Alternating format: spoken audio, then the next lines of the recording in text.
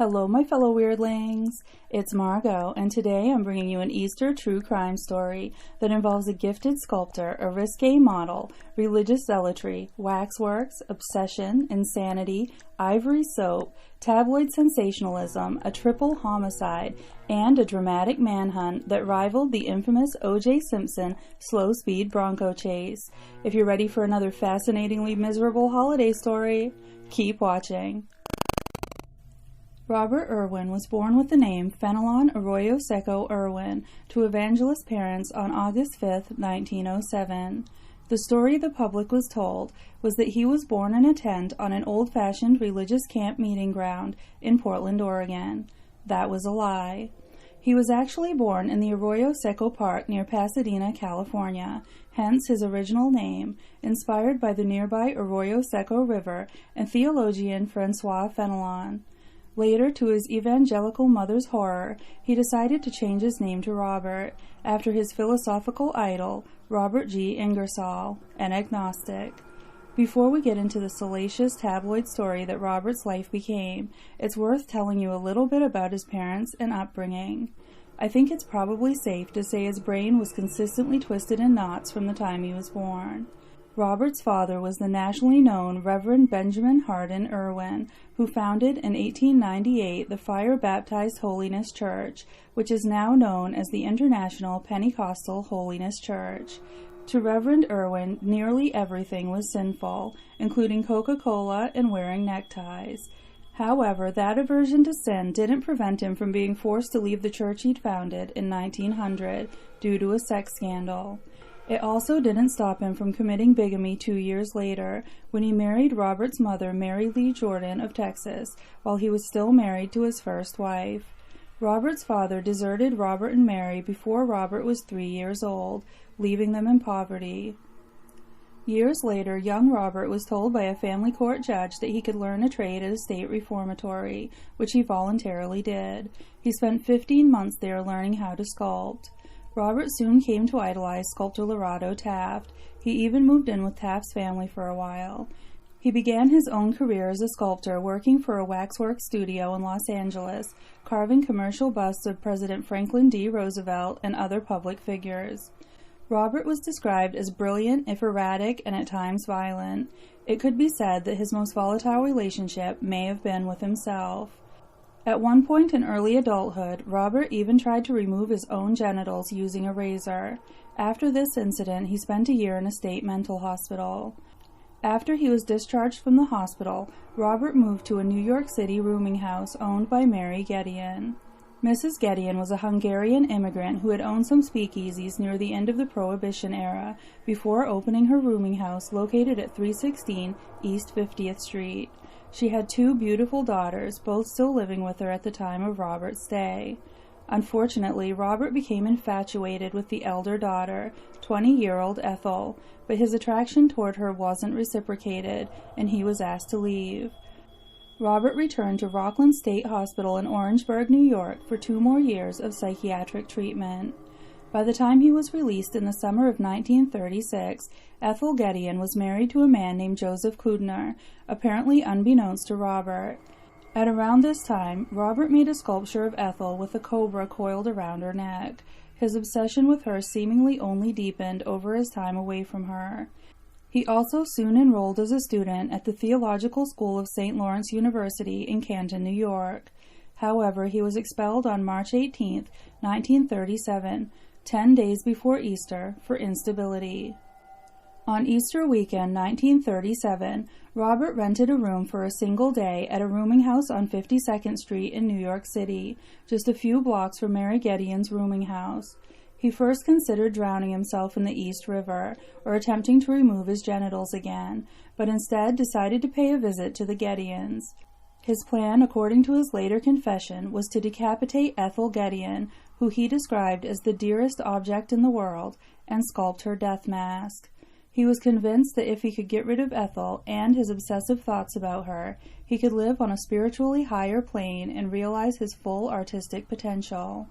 Late on the evening of March 27, 1937, Robert arrived at the Gedeons' Beekman Hill apartment.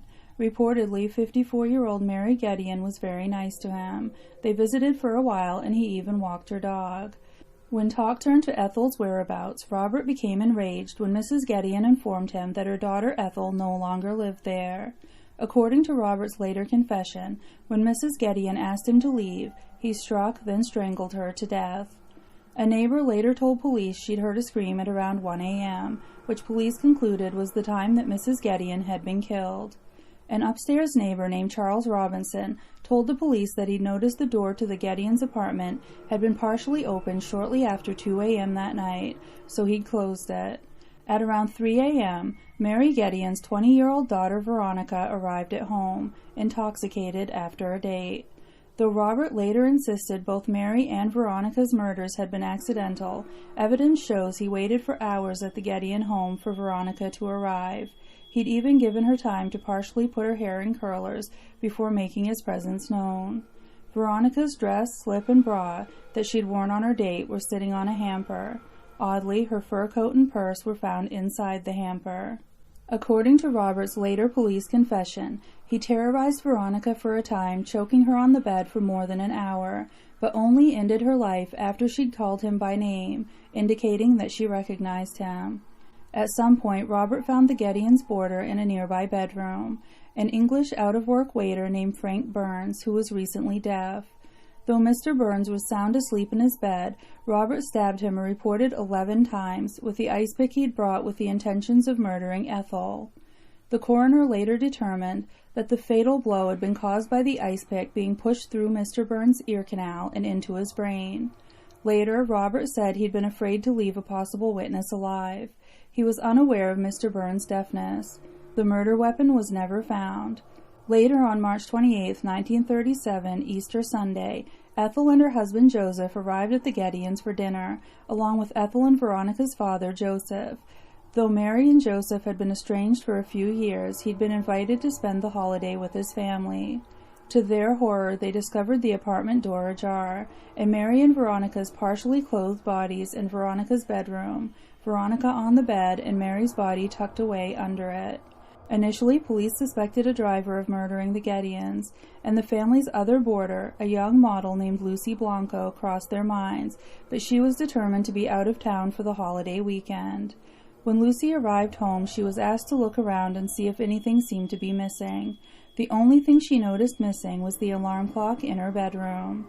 Robert later said he'd looked for something to remind him of Ethel, and all he could find was the alarm clock and a few pictures, so he took them. Then their suspicions turned to Veronica's ex-husband, Bobby Flower, to whom she'd been married at 16 years old. Veronica had written in her diary that she often feared Bobby's aggressive behavior, but Bobby had an alibi. One clue that the murderer was an acquaintance of the Gedeons was that their little Pekingese dog Tucci would bark incessantly at anyone he didn't know, but nobody had heard a peep during the time of the murders, indicating the killer was someone the dog was familiar with. Poor little Tucci had even been hiding under the bed with Mary Gedeon's body when Joseph Gedeon arrived, and even nipped at him when he tried to pick him up. Joseph leaning under the bed to grab the dog was actually how his ex-wife's body had been discovered. There was also no sign of a robbery or a struggle, aside from the strangulation marks on the women and signs they'd scratched their attacker. Veronica, being somewhat well known, was initially assumed to be the killer's target, but we'll go deeper into that in just a moment. Because of this, police also looked into her numerous boyfriends and her fiancé, a man named Lincoln Hauser, who all had alibis. The police also tried to track down everyone in Veronica's little black book, which contained more than 125 listings. Most seemed to be photographers, artists, and models she'd worked with nothing really out of the ordinary. Then their suspicions turned to Mary Gedeon's ex-husband and the girl's father, Joseph Gedeon, who discovered their bodies. They seemed to try really hard to make that one stick. They searched his upholstery shop and found an unregistered pistol, which they arrested him for. Then they questioned him for more than 30 hours. He claimed he'd been bowling that night. The police determined that to be a lie. They tried to hold him on $10,000 bail, which would equal approximately $160,000 today, for the unregistered gun charge, but that was a ridiculously high amount, so his lawyers managed to get it reduced to $1,000, and he was released.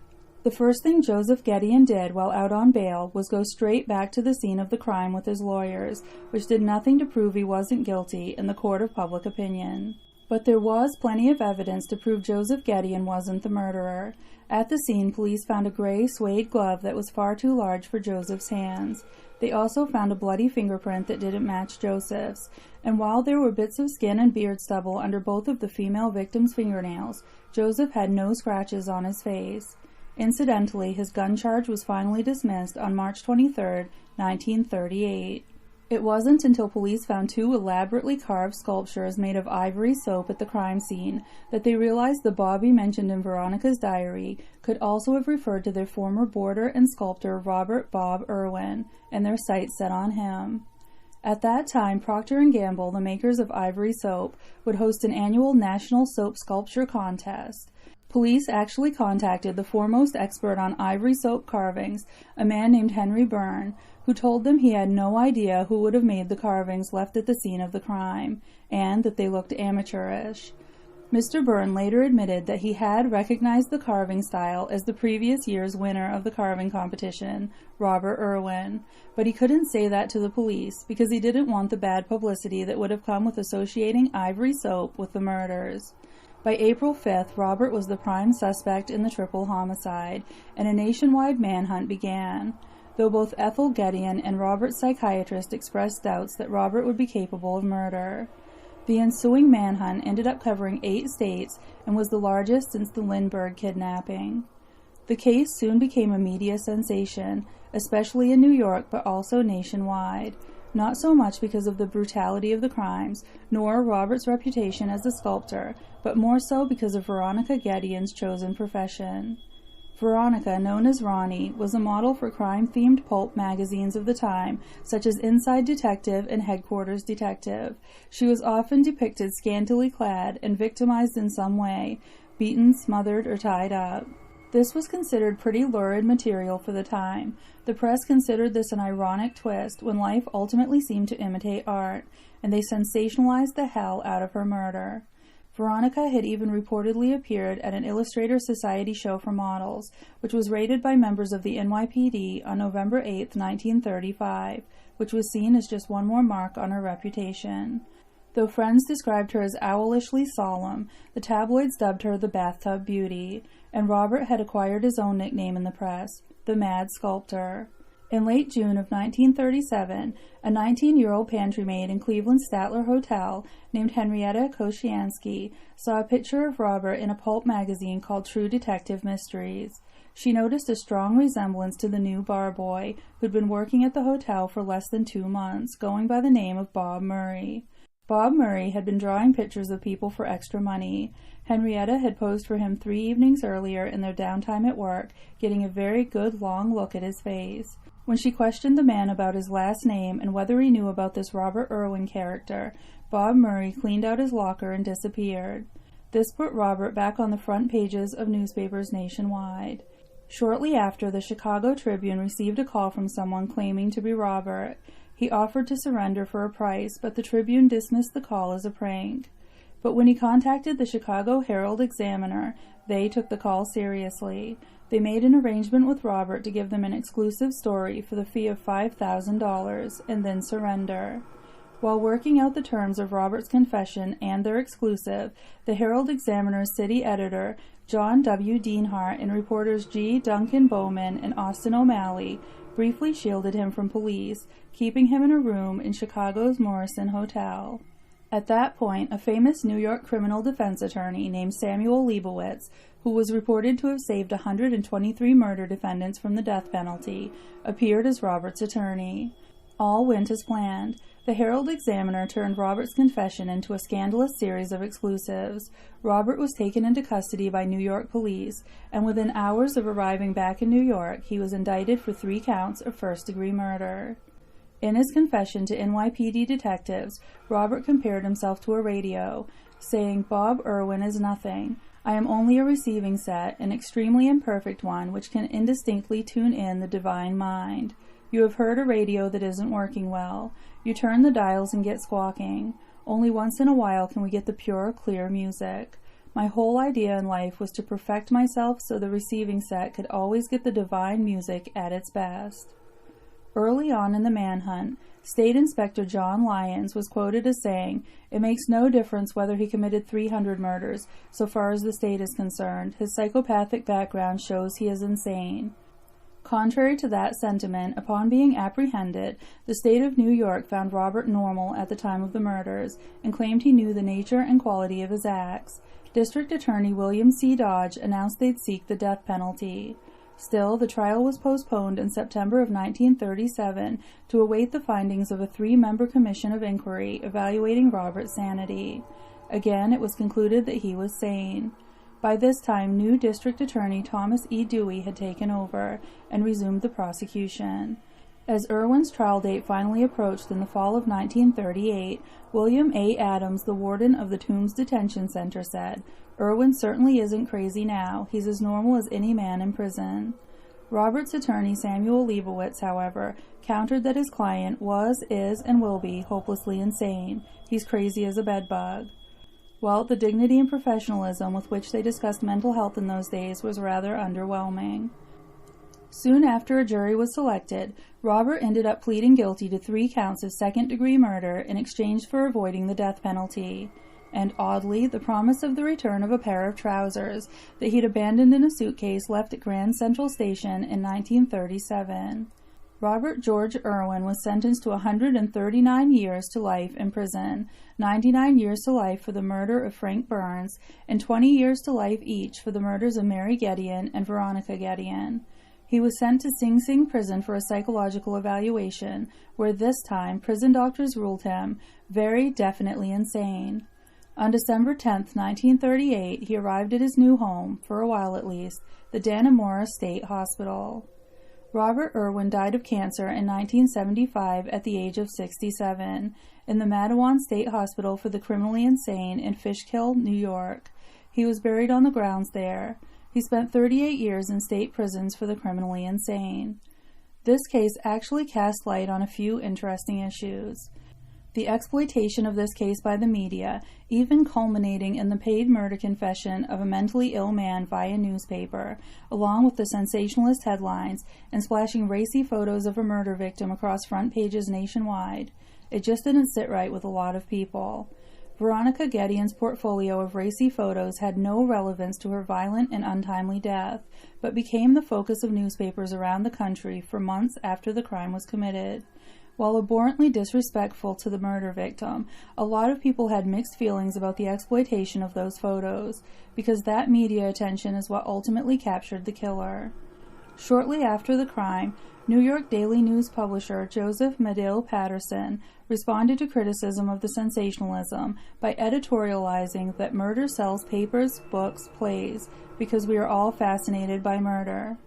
He defended the news's choice to give the story greater attention than President Roosevelt's failed attempt to pack the U.S. Supreme Court by explaining that perhaps people should be more interested today in the Supreme Court than in the Gedeon murder, but we don't think they are.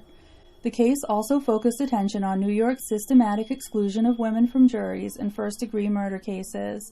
On the eve of the initial trial date in September 1937, the process for selection of jurors for Robert's trial began with the announcement by the acting commissioner of jurors that none of the 841 names of potential jurors in the drum were women, despite the enactment of a statute expressly allowing women to serve as jurors. Reportedly, one day later, the court began to put women on jury lists in such cases. After Robert's apprehension, there were also substantial changes made to the psychiatric laws in the state of New York, and there was much debate about the use and scope of New York State's version of the insanity defense. The grisly triple murder on Manhattan's East Side was considered one of the most sensational crimes of the 20th century. In an interesting follow-up, nobody was willing to rent the Gedeon's apartment until around 1940, when a hotel worker named Sidney Pilley moved in. On August 1, 1940, police arrived to arrest Pilley on pornography charges. Pilley claimed he forgot to turn off the gas on his kitchen stove, went into the kitchen, and jumped out the window to his death. The building was torn down in 1960 and replaced by a 6-story building that, as far as I know, doesn't seem to be cursed. That's all I have for you today. I hope you've enjoyed this story and will come back for more. Like, subscribe, leave a comment, and bring your friends, family, COVID pod, cult members, invisible friends, or enemies. And if you have any opinions on this case, leave them in the comments below. Thanks so much for watching.